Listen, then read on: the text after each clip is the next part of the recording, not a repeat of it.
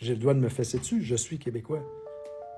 J'ai des amis, moi, qui sont dans la construction, ils me disent, Benoît, c'est l'enfer. L'enfer. L'été, là, vendredi, ça rentre pas, ils sont malades. Première affaire, tu vois sur Facebook, ils sont en bateau. Pourquoi les jeunes Québécois ne trouvent plus d'emploi? Je vais me répéter.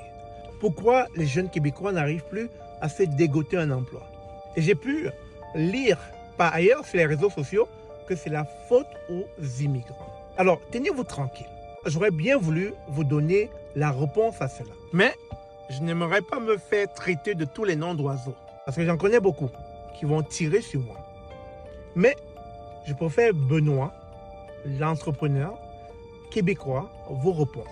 Et il le dit clairement, on a merdé.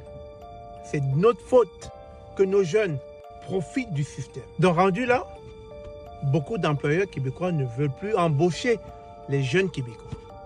Écoutez-le. C'est vrai, Suzy, t'es pas la première qui parle de ça. Mais je vais te le dire, Suzy, c'est de notre faute à nous autres. Nos jeunes veulent travailler, mais ne sont pas embauchés. C'est de notre faute, Suzy.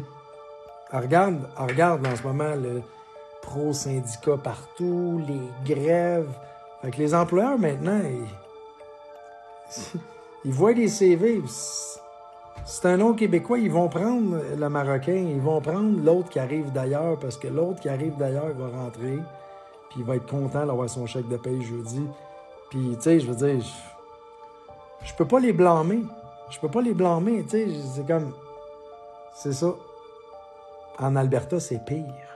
Puis à Toronto, c'est pire. En Alberta, là... Hey, juste à Montréal, là, une de mes amies, elle habite à Ville-la-Salle. Son fils, secondaire 3 ou 4, c'est le seul Québécois dans sa classe, tu sais, fait que c'est... Les gens qui arrivent d'un autre pays ici rouvrent des business. C'est la grande majorité, c'est des entrepreneurs. Ils viennent pas ici pour des jobs. Puis, tu sais, ils engagent des Québécois, mais on le sait, là. J'en suis un, fait que j'ai le droit de me bâcher, là. J'ai le droit de me fesser dessus, je suis Québécois. J'ai des amis, moi, qui sont dans la construction, ils me disent, Benoît, c'est l'enfer. L'enfer. L'été, là, vendredi, ça rentre pas, ils sont malades. Première affaire, tu vois sur Facebook, ils sont en bateau. Un autre de mes chums, il est propriétaire d'une entreprise dans la construction. C'est-tu cette année ou l'autre année d'avant? Un de ses employés s'est coupé le doigt avec un Exacto. Je me suis déjà coupé le doigt ici. Moi, je me souviens, le pouce, là, t'as avoir encore ma cicatrice. T'as vu ça? Hey, ça fait longtemps, là, tu sais. Il était rentré, j'essayais de découper, ça rentrait avec l'Exacto, là. Classe, c'était fendu, là. Ben, j'ai mis une mousse, puis je l'ai tapé, puis ça a fini par coller. Anyway, fait que mon chum, il est pas sensible, là. Il a juste dit, montre-moi ton doigt. Je vais checker, puis il dit, Ben, c'était coupé, mais tu sais, pas de nerf atteint, puis c'est pas la fin du monde.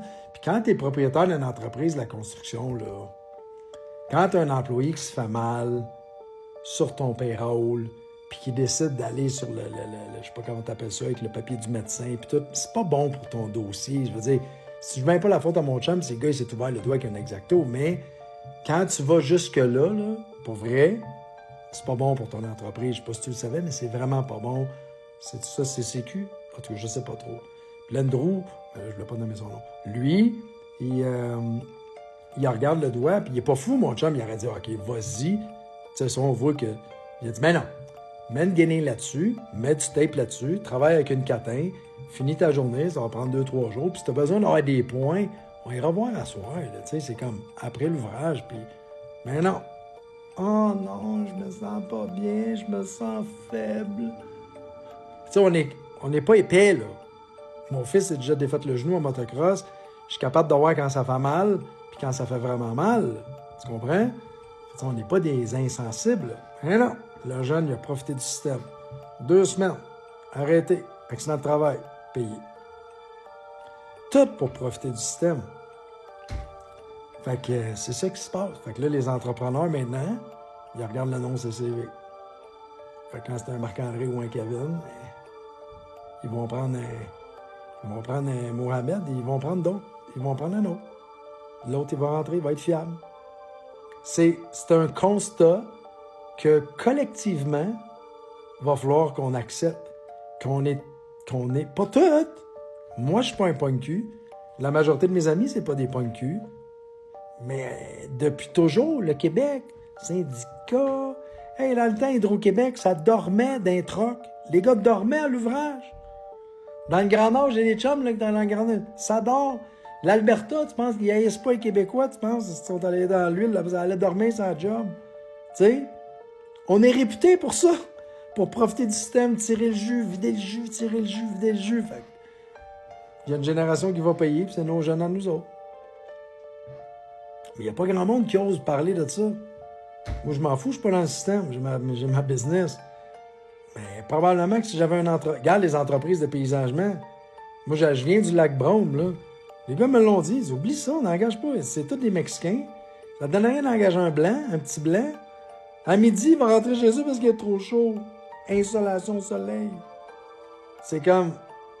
On n'est pas fait fort, là. Fait que c'est ça qui se passe.